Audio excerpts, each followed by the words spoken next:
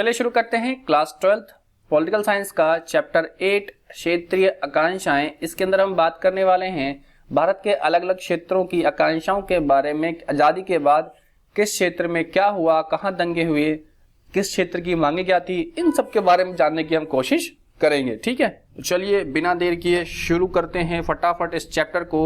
ठीक है भाई, अब तक दोनों बुक के सारे चैप्टर्स हो चुके हैं, जिसने नहीं देखे हैं जाकर देखिए। ठीक है, तो चलिए शुरू करते हैं क्षेत्रीय आकांक्षाएं चैप्टर 8।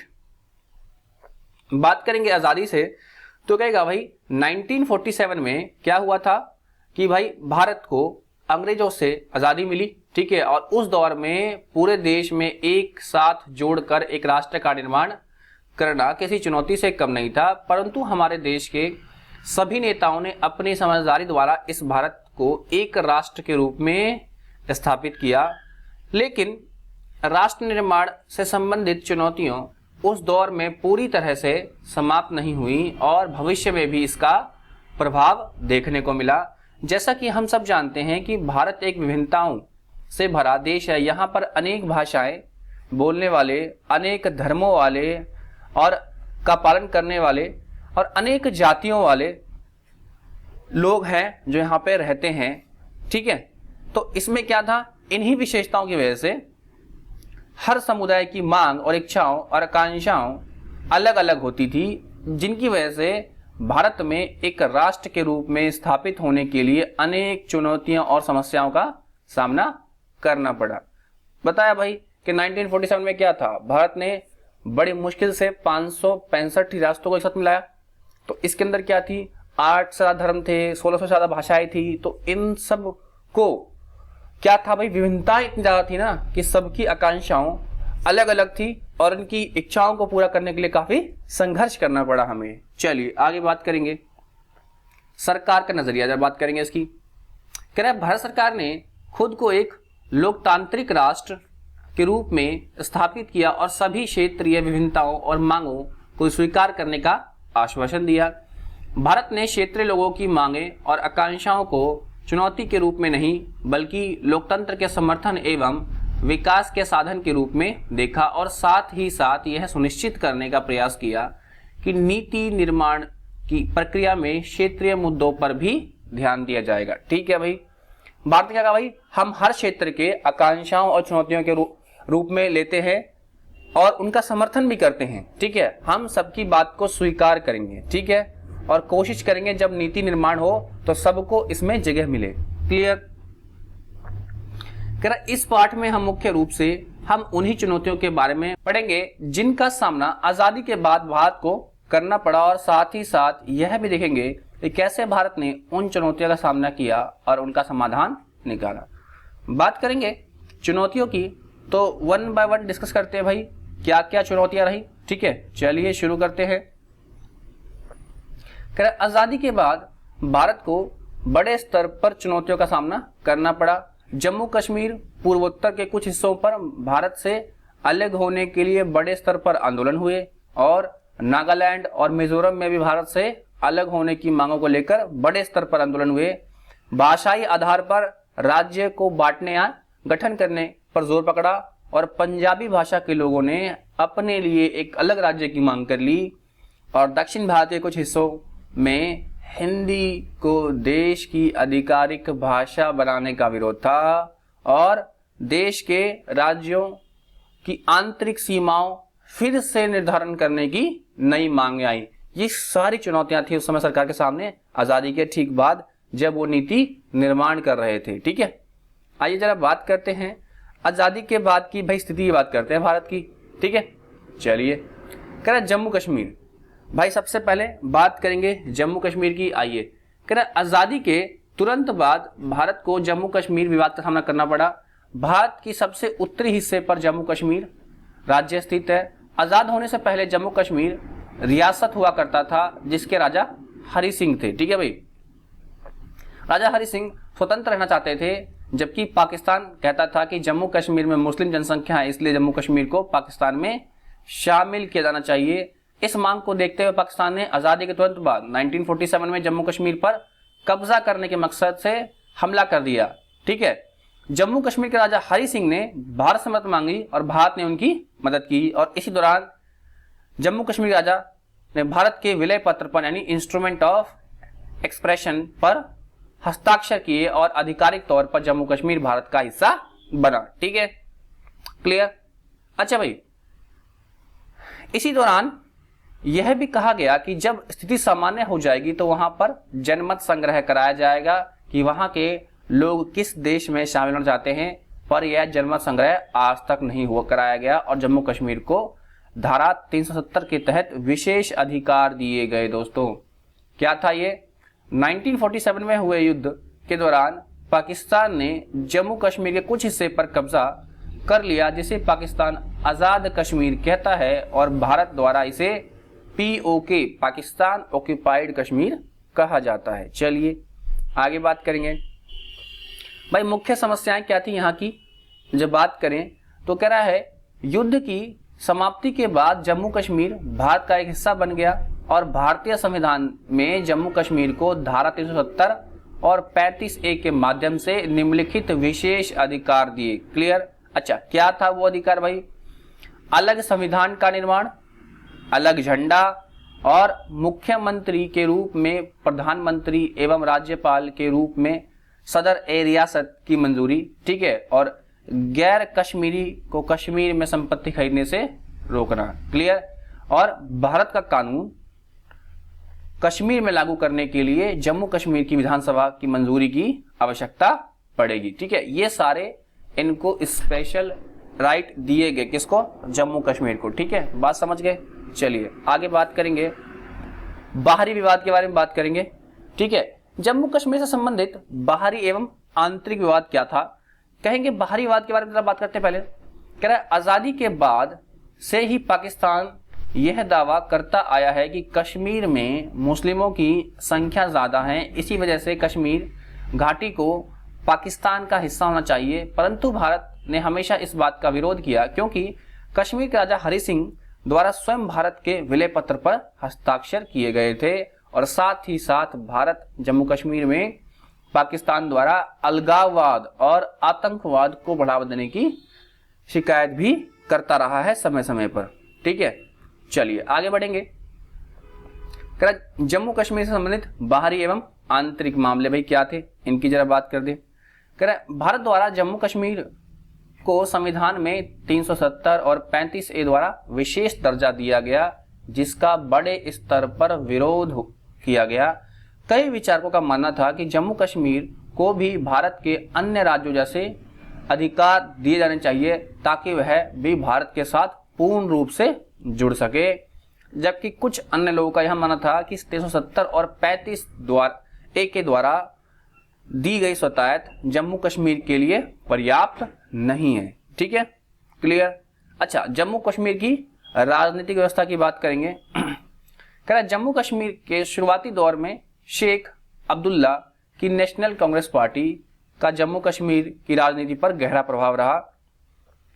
प्रधानमंत्री बनने के बाद शेख अब्दुल्ला ने जम्मू कश्मीर के बड़े स्तर पर भूमि सुधार की नीतियां शुरू की, जिसमें सामान्य लोगों को फायदा हुआ। जम्मू कश्मीर में शेख अब्दुल्ला की बढ़ती हुई प्रसिद्धि को देखते हुए केंद्र सरकार ने 1953 में उन्हें पद से हटा दिया और कई वर्षों तक कैद में रखा। ठीक है, और शेख अब्दुल्ला के बाद आए नेता इतने ज्यादा प्रभावी नहीं रहे और जम्मू कश्मीर की चुनावी व्यवस्था पर भी कई सवाल उठाए गए। 1953 से लेकर 74 के बीच जम्मू कश्मीर की राजनीतिक व्यवस्था में कांग्रेस के बड़े स्तर पर प्रभाव रहा। नेशनल कॉन्फ्रेंस कांग्रेस के समर्थन के साथ सरकार चलाई और कुछ समय बाद नेशनल कॉन्फ्रेंस का कांग्रेस में विलय हो गया। ठीक है, आगे बढ़ेंगे, बात करेंगे जम्मू कश्मीर की राजनीतिक व्यवस्था के बारे में। कह रहा है 1965 में जम्मू कश्मीर के संविधान के प्रावधान में कुछ परिवर्तन किए गए और प्रधानमंत्री का पद नाम बदलकर मुख्यमंत्री कर दिया गया और इस प्रकार गुलाम मोहम्मद सादिक जम्मू कश्मीर के पहले मुख्यमंत्री बने। और 1974 में इंदिरा गांधी और शेख अब्दुल्ला के बीच एक समझौता हुआ और शेख अब्दुल्ला को जम्मू कश्मीर का मुख्यमंत्री बनाया गया। कह रहा है 1977 में विधानसभा चुनाव में शेख अब्दुल्ला ने बड़ी बहुमत से जीत हासिल की और जम्मू कश्मीर के मुख्यमंत्री बने और 1982 में शेख अब्दुल्ला की मृत्यु के बाद उनके बेटे फारूक अब्दुल्ला जम्मू कश्मीर के मुख्यमंत्री बने, परंतु कुछ समय बाद ही राज्यपाल द्वारा उन्हें बर्खास्त कर दिया गया। इस वजह से कश्मीर के लोगों के मन में केंद्र सरकार के प्रति नाराजगी की भावना पैदा हो गई। ठीक है, चलिए बात करेंगे जम्मू कश्मीर की राजनीतिक व्यवस्थाओं के बारे में। ठीक है, आइए जरा इनके बारे में बात कर लेते हैं फटाफट बिना देर किए। कह रहा है 1986 के दौर तक यह राजनीति उथल पुथल चलती रही और इसके बाद कांग्रेस एवं नेशनल कांग्रेस ने एक गठबंधन की स्थापना की और 1987 के विधानसभा के चुनाव में नेशनल कॉन्फ्रेंस और कांग्रेस के गठबंधन को भारी जीत मिली और फारूक अब्दुल्ला मुख्यमंत्री बने। ठीक है, परंतु ऐसा माना गया कि इन चुनावों में गड़बड़ी हुई है। ठीक है, और 1989 के दौर तक जम्मू कश्मीर में अलगाववाद की मांग बढ़ने लगी और धीरे धीरे जम्मू कश्मीर उग्रवादी आंदोलन की चपेट में आ गया और 1990 के दौरान जम्मू कश्मीर में अलगाववादी विद्रोहियों के कारण हिंसा की कई घटनाएं हुई और विद्रोहियों को पाकिस्तान द्वारा आर्थिक सैन्य समर्थन दिया जा रहा था। और इसके पश्चात 1996 में विधानसभा चुनाव हुए जिसमें फारूक अब्दुल्ला की सरकार बनी। ठीक है, बात करेंगे 2002 के बाद जम्मू कश्मीर की राजनीतिक व्यवस्था। कह रहा है कि 2 विधानसभा के चुनाव के पश्चात मुफ्ती मोहम्मद पहले 3 साल के लिए सरकार के मुखिया रहे और इसके बाद कांग्रेस के गुलाम नबी आज़ाद को मुख्यमंत्री बनाया गया, परंतु राष्ट्रपति शासन के कारण वह अपना कार्यकाल पूरा नहीं कर पाए। ठीक है, और अगला विधानसभा चुनाव 2008 में हुआ और नेशनल कांग्रेस एवं भारतीय राष्ट्रीय कांग्रेस की सरकार बनी। 2014 में राज्य में फिर से चुनाव हुए जिसमें पिछले 25 साल में सबसे ज़्यादा मतदान का रिकॉर्ड किया गया और पीडीपी एवं बीजेपी के गठबंधन की सरकार बनी और जिसमें मुफ्ती मोहम्मद सईद मुख्यमंत्री बने। और अप्रैल 2016 में मुफ्ती मोहम्मद सईद की मृत्यु के बाद उनकी बेटी महबूबा मुफ्ती राज्य की पहली महिला मुख्यमंत्री बनी। ठीक है, क्लियर, समझ रहे आप लोग। चलिए, कह रहे वर्तमान में जम्मू कश्मीर की स्थिति भाई क्या है। बात करें 5 अगस्त 2019 को सरकार द्वारा अनुच्छेद 370 को रद्द कर दिया और जम्मू कश्मीर का जो विशेष दर्जा था उसे क्या किया भाई, समाप्त कर दिया गया। ठीक है, और वर्तमान में जम्मू कश्मीर को 2 केंद्र शासित प्रदेश जम्मू कश्मीर एवं लद्दाख में बांट दिया गया है। ठीक है, आप मैप में देख पा रहे हो जम्मू कश्मीर और लद्दाख। ठीक है, चलिए कह रहा है पंजाब की जरा बात करेंगे। अब कह रहा है आजादी के समय भारत और पाकिस्तान के बीच पंजाब का विभाजन हुआ जिसमें पंजाब की सामाजिक संरचना बड़े स्तर पर परिवर्तन आया। ऐसा ही एक विभाजन आजादी के बाद 1966 में भी किया गया। पंजाब से अलग हुए नए राज्य हरियाणा और हिमाचल प्रदेश का निर्माण किया गया और जिस वजह से पंजाब की सामाजिक व्यवस्था पर बड़े स्तर पर बदली। ठीक है, बात करेंगे अकाली दल एवं पंजाब। भाई 1920 के दशक में सिखों की राजनीति शाखा के रूप में अकाली दल का गठन हुआ और 1967 और 77 में अकाली दल ने पंजाब में गठबंधन की सरकार बनाई और 1970 में बनी अकाली दल की सरकार को केंद्र ने कार्यकाल पूरा करने से पहले ही बर्खास्त कर दिया। कब भाई, 1977 में अकाली दल की सरकार को केंद्र ने कार्यकाल पूरा करने से पहले ही बर्खास्त कर दिया। कहीं ना कहीं अकाली दल को इस बात का अंदाजा था कि राजनीतिक रूप से उनकी स्थिति कमजोर है और पंजाब में हिंदुओं के बीच उन्हें कुछ खास समर्थन हासिल नहीं था और सिख समुदाय भी अन्य समुदाय की तरह जातियों में बटा हुआ था और इसी वजह से उनका समर्थन कमजोर पड़ा। ठीक है, अच्छा, स्वतायत की मांग बात करें। अपनी कमजोर स्थितियों को देखते हुए सिखों के एक तबके ने पंजाब के लिए स्वतायत की मांग की। ठीक है, 1973 में आनंदपुर साहिब में सम्मेलन का एक आयोजन किया गया और एक प्रस्ताव पारित किया जिसे आनंदपुर साहिब प्रस्ताव के नाम से जाना जाता है।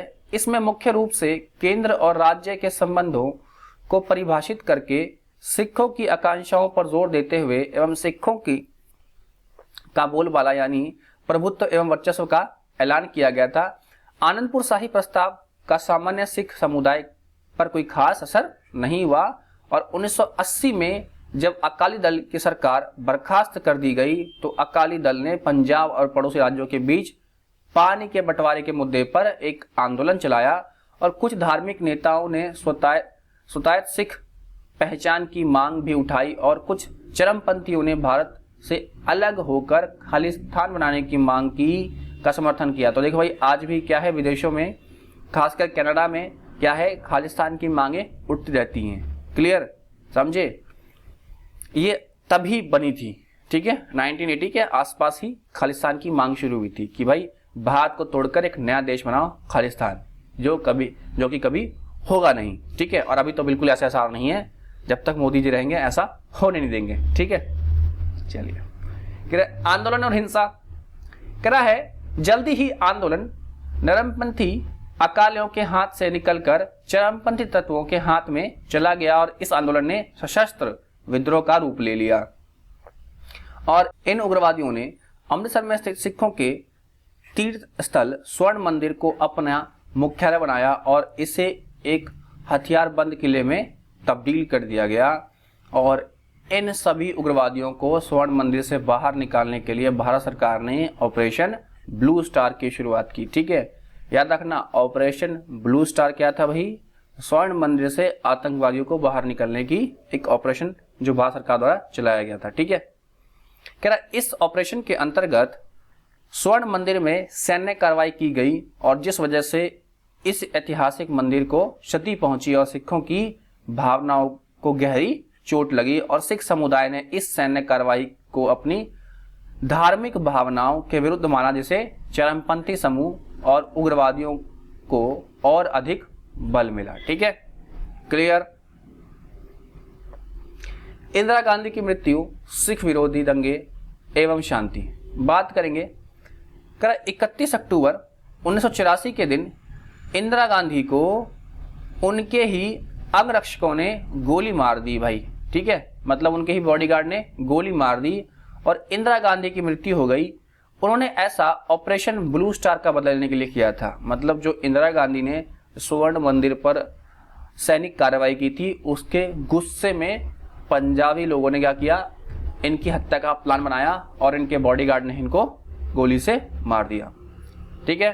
कब? 31 अक्टूबर 1984 को। इस घटना के बाद दिल्ली और उत्तर भारत के कई हिस्सों में सिख समुदाय के प्रति हिंसा भड़क उठी और यह हिंसा लगभग 2 हफ्तों तक चली और सिर्फ दिल्ली में ही 2000 से ज्यादा सिखों को इस हिंसा में मारे गए भाई। कानपुर और बोकारो जैसे क्षेत्र में इसका बड़े स्तर पर प्रभाव देखने को मिला और 1984 में हुए चुनाव में प्रधानमंत्री बने राजीव गांधी ने नरमपंथी अकाली नेताओं के बीच बातचीत शुरू की। इस दौर में अकाली दल के अध्यक्ष हरचंद सिंह लोंगेवाला के साथ जुलाई 1985 राजीव गांधी ने एक समझौता पर हस्ताक्षर किया। इसमें राजीव गांधी लोंगेवाला समझौता अथवा पंजाब समझौता भी कहा जाता है। क्या नाम भाई? राजीव गांधी लोंगेवाला समझौता या पंजाब समझौता, 2 नाम है इसके, ठीक है। क्लियर। कब किया? 1985 में।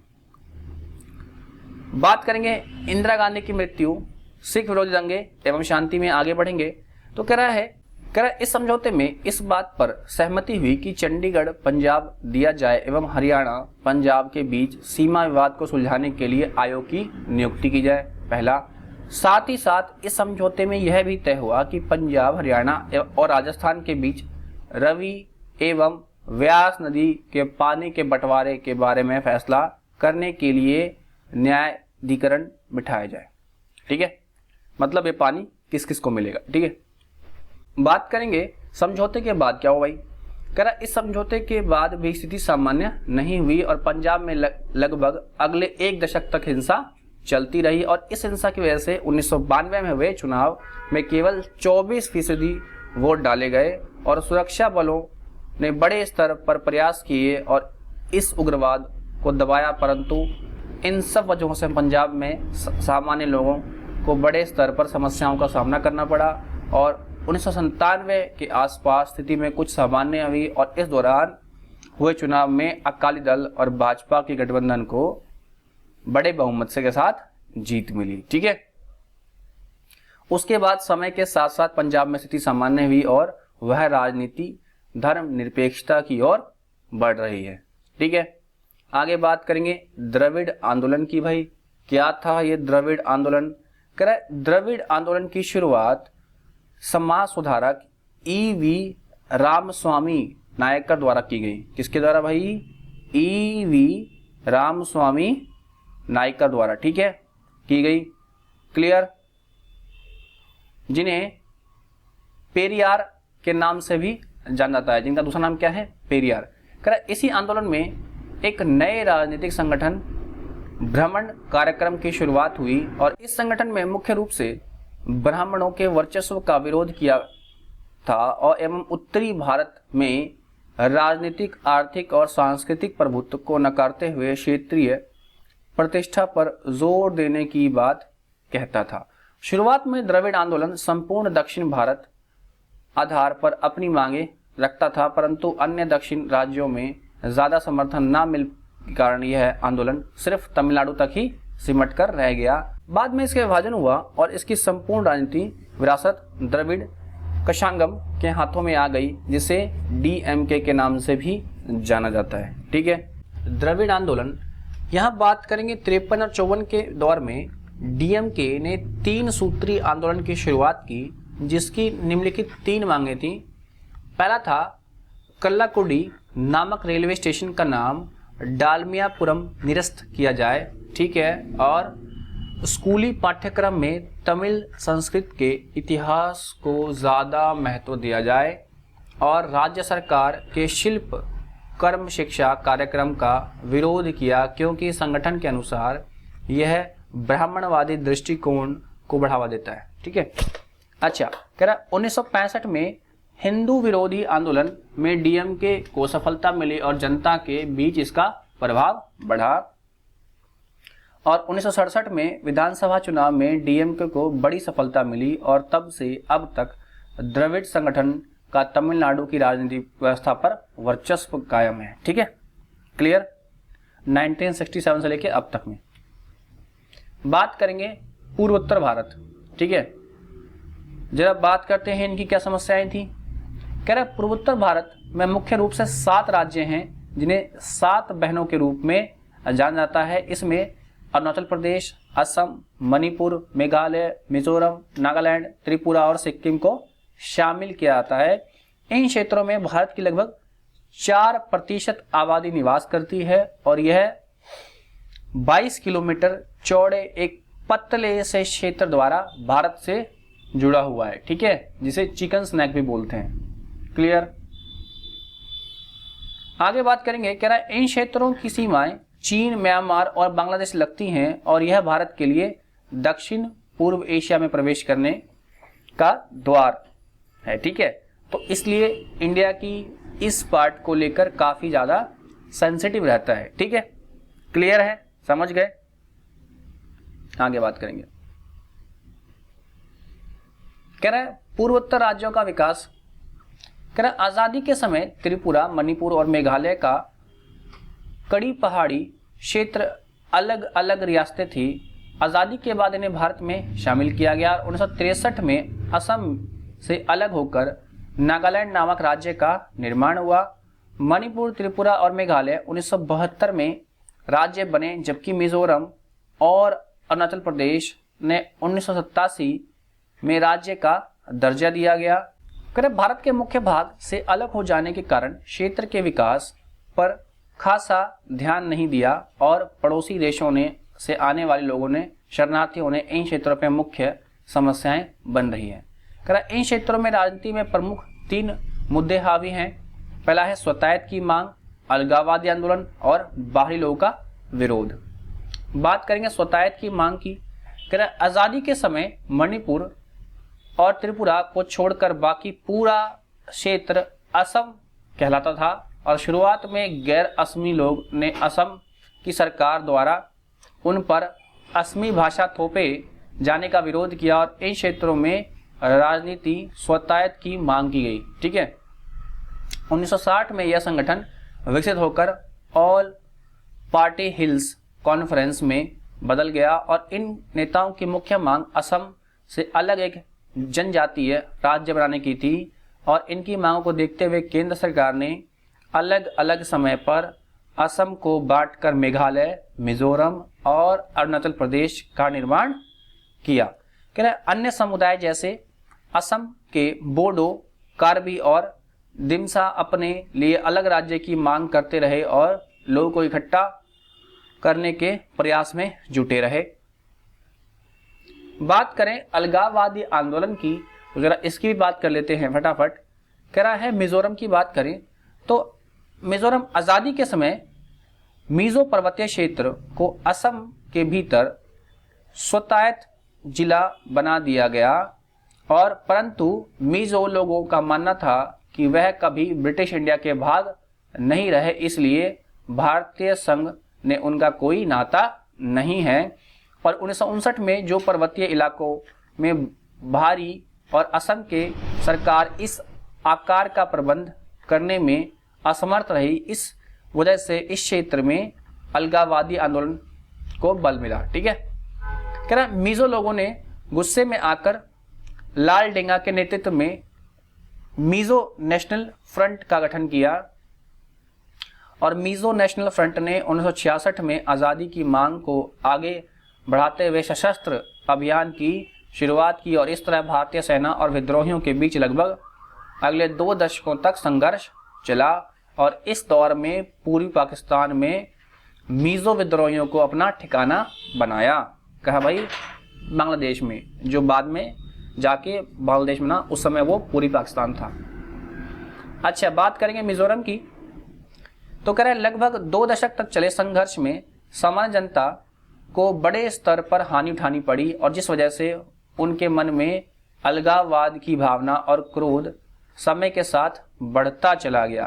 ठीक है भाई, क्योंकि इनको काफी कुछ झेलना पड़ा था उस संघर्ष के कारण। कह रहे समस्याओं के साथ अलगाववाद को बढ़ता हुआ देखकर भारतीय सरकार ने लाल डेंगा ने बातचीत की शुरुआत की और राजीव गांधी के नेतृत्व में 1986 में लाल डेंगा एवं राजीव गांधी के बीच एक शांति समझौता हुआ।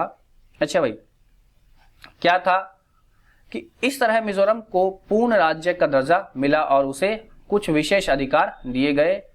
अच्छा, मिजो नेशनल फ्रंट के सदस्य अलगाववादी राज छोड़ने के लिए राजी हो गए और वर्तमान में मिजोरम पूर्वोत्तर का सबसे शांतिपूर्ण राज्य है और साथ ही साथ उसने कला और साहित्य और विकास की दिशा में अच्छी प्रगति की है। ठीक, अब बात करेंगे नागालैंड की। कह रहे सन 1951 में आगामी जापू फिजो के नेतृत्व में नागा लोगों ने एक तबके ने खुद को भारत से आज़ाद घोषित किया और भारतीय सरकार ने फिजो को कई बार बातचीत करने की कोशिश की, पर उन्होंने हर बार इस प्रस्ताव को भाई क्या ठुकरा दिया गया और इस क्षेत्र में एक लंबे समय तक हिंसक विद्रोह का सामना करना पड़ा, जिसके बाद लोगों ने भारत सरकार द्वारा एक समझौता पर दस्तखत किए और विद्रोहियों को इस समझौते को नहीं माना। जो विद्रोही थे उन्होंने इस समझौते को नहीं माना। ठीक है, नागालैंड की समस्या का समाधान होना अभी भी बाकी है। ठीक है, कह रहा असम आंदोलन। कह रहा इसका सबसे अच्छा उदाहरण था 1979 से लेकर 1985 असम में बाहरी लोगों के विरुद्ध आंदोलन चला। ठीक है भाई, क्या था इस आंदोलन में? तो भाई बात करें, कह रहा इस आंदोलन की शुरुआत इस वजह से हुई क्योंकि असम के लोगों को यह संदेह था कि बांग्लादेश से बहुत बड़ी संख्या में मुस्लिम आबादी आकर इनके क्षेत्र में रह रही है और इस वजह से उनके अल्पसंख्यक होने का खतरा बढ़ता जा रहा था। और इन्हीं समस्याओं और मुद्दों को देखते हुए सन 1989 में all Assam students union AASU ने विदेशियों के विरोध में एक आंदोलन चलाया और AASU असम के छात्रों का एक संगठन था और इसका किसी भी राजनीतिक दल से कुछ लेना देना नहीं था। ठीक है, इस आंदोलन के मुख्य रूप से विदेशी और प्रवासी बंगालियों एवं अन्य लोगों के बढ़ते दबदबे एवं उनका नाम मतदाता सूची में गलत तरीके से शामिल किए जाने का विरोध था। ठीक है, चलिए बात करेंगे सिक्किम की। अच्छा, सिक्किम का भारत में विलय। आज़ादी के समय सिक्किम भारत का हिस्सा नहीं था, बल्कि सिक्किम को भारत की शरणगति प्राप्त थी, यानी सिक्किम पूर्ण रूप से संप्रभु नहीं था। उसके विदेश एवं रक्षा संबंधी मामले भारत के हाथ में थे, जबकि उसके अंदरूनी व्यवस्था वहां के राजा चोग्याल द्वारा संभल जाती थी। परंतु यह व्यवस्था लंबे समय तक नहीं चली सकी, क्योंकि सिक्किम के ज़्यादातर लोग नेपाली मूल के थे और उनके मन में यह बात बैठ गई थी कि राजा चोग्याल उन पर एक छोटे से समुदाय लेप्चा भूटिया का शासन थोप रहा है। शुरुआत में सिक्किम ने भारत का सह प्रांत बनने की कोशिश की और इसके बाद 1975 में सिक्किम की विधानसभा में एक प्रस्ताव पारित हुआ। इसके अंतर्गत सिक्किम को भारत में पूर्ण रूप से विलय करने की बात की गई थी। ठीक है, अच्छा भाई, सबक क्या मिला भाई? पहला सबक ये मिला कि भाई क्षेत्रीय आकांक्षाएं लोकतांत्रिक व्यवस्था का एक महत्वपूर्ण अंग है। ठीक है, दूसरा क्या भाई? इनके द्वारा सरकार को सामान्य लोगों की मांगें और समस्याओं के बारे में पता लगता है। तीसरा, जिनका समाधान होने के पश्चात लोग को लोकतांत्रिक व्यवस्था में विश्वास बढ़ता है। और सबक नंबर दूसरा, क्षेत्रीय आकांक्षाओं का विरोध करने के बजाय लोकतांत्रिक रूप से बातचीत किया जाना उसके समाधान का एक बेहतर तरीका है। और इसमें जो तीसरा सबक हमें मिला, कह रहा है देश की सत्ता को सामान्य लोगों की साझेदारी का महत्व। ठीक है, देश की सत्ता में सामान्य लोगों की साझेदारी का महत्व। और चौथा सबक था, देश में सभी क्षेत्रों का आर्थिक रूप से समान विकास आवश्यक है। तो भाई ये था इस चैप्टर का एंड। उम्मीद करता हूँ इस चैप्टर से आपने काफ़ी कुछ सीखा होगा। तो चलिए, ज़्यादा तो इस वीडियो को लाइक, शेयर एंड सब्सक्राइब कर दीजिए। मिलते हैं नेक्स्ट वीडियो में। Till then, bye bye and take care.